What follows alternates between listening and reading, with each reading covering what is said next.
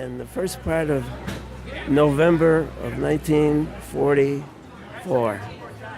And we were there until December 16th of 1944. We went into Belgium, and we went on I guess you call it defensive positions, right on the border between Belgium and Germany. And when the Battle of the Bulge broke out on December 16th, 1944, that's where we were, right on that front line. The Germans broke through us. It was not only our division, but about 3 or 4 other divisions all along the line, all the way down to Luxembourg. And anyway, on the 16th of December, the Germans broke through. Our particular company, we were in a heavily wooded area. The Germans went right around us. So we never saw a German, never saw a tank. But we knew we were surrounded. We didn't know what was going on, actually, but we knew we were surrounded. So they said, we gotta get out of there. So we marched for the afternoon of the battle, that night, the next day, and the following night, two days in effect. And the final night was the worst because I guess we were close to getting out of the Bulge. And we marched in pitch darkness, single file. We had to hold on to the guy in front of you so you wouldn't get lost because you couldn't even see the guy in front of you. You could only feel his coat and hang on to it. And so about 5 o'clock or so in the morning, we finally got to this little town of Elsenborn. It's right on the border. I guess they had some fighting going on. The Germans went through that town, apparently, and the Germans weren't interested in occupying any place because they just wanted to get to Antwerp.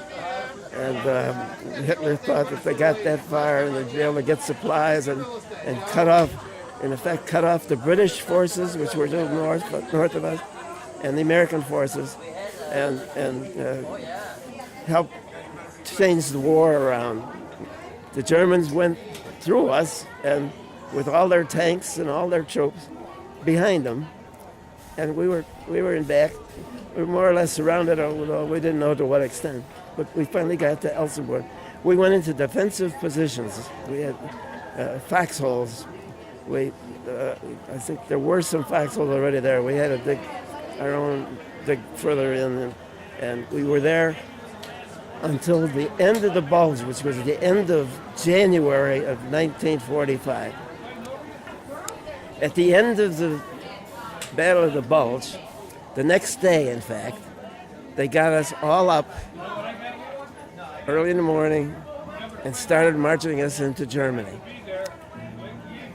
I'm not sure if we got into Germany. I think we may have. On my record, it says I got wounded in Germany. So what happened, we were marching toward Germany anyway, and it was pretty much open ground. There was a lot of snow. There was a foot of snow or more on the ground. So going was slow.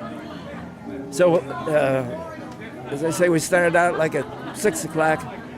Around 8 o'clock, after maybe a couple hours, we came to a forest, and they said, try and take cover as much as you can, because the Germans are in this forest, but we're not going to attack them.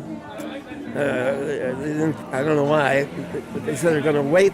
We're going to wait until dark. Now this is early in the morning still.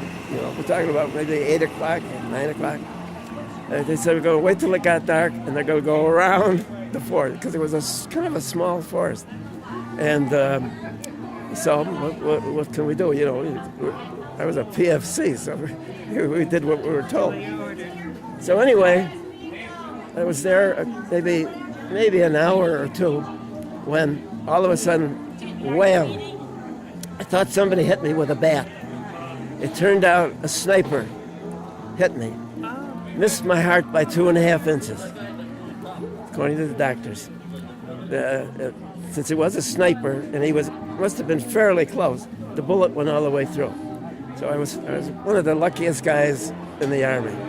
So I was able to crawl back to where my sergeant was, and he put Band-Aid on my back. I didn't need one on the front because it was such a small hole. And he told me to crawl back as far as I could. Well, I couldn't crawl too far back. There was all snow on the ground. So I crawled out on the snow, laid on my back, and I stayed on my back until it got dark that afternoon. In other words, roughly 8 hours waiting on top of the ice because they weren't going to send any medics up until it got dark. So as soon as it got dark, so it must have been around 5 o'clock. I don't know. I don't know if I had a watch or not at that time. Finally, the medics showed up, picked me up. Four medics picked me up. I don't know if you want to hear all this. The medics picked me up, and they had to take me back to where they had a Jeep. It must have been close to a mile back over all the snowy ground. They dropped me off the stretchers twice.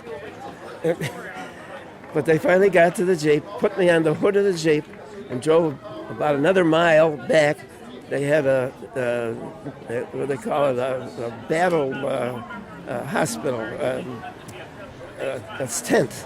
It was a tent where they had some doctors there, and any of the wounded were brought there.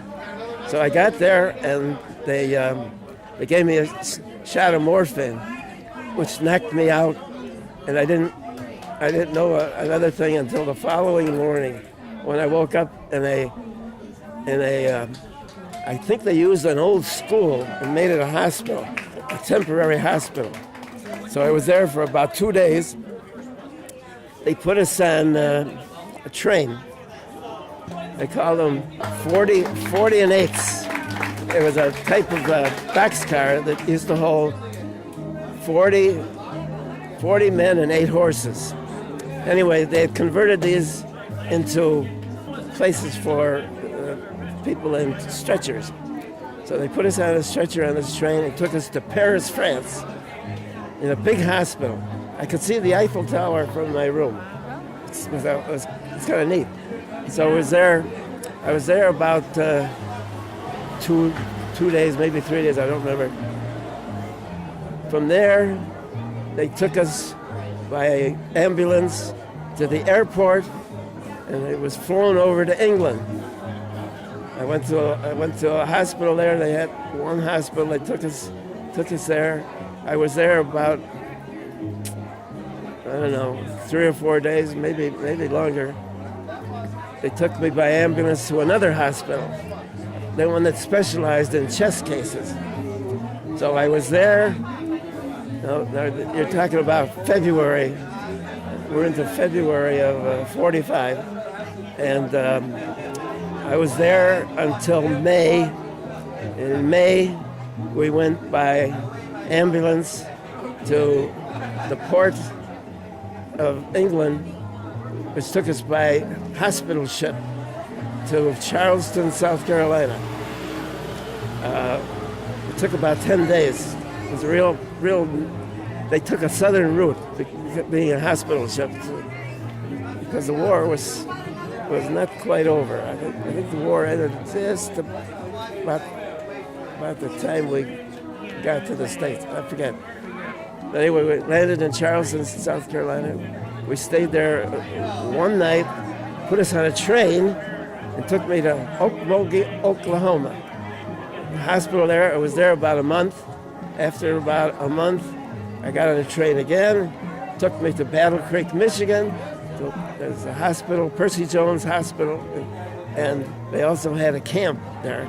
I forget the name of the camp, but an army base. So I was there until October of 45 when I was discharged. And during that time, I was able to go home a couple of times by hitchhiking. but also you could take a train. So a couple of times I took the train. So that was it. I didn't give you the beginning of my career, but that's too long a story.